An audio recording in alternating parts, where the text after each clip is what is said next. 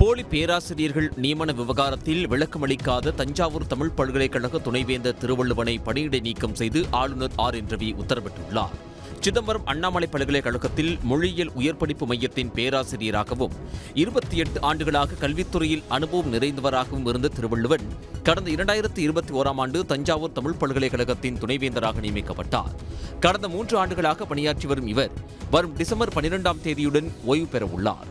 இந்நிலையில் துணைவேந்தர் திருவள்ளுவனை பணியிடை நீக்கம் செய்து ஆளுநர் என் ரவி உத்தரவிட்டுள்ளார்.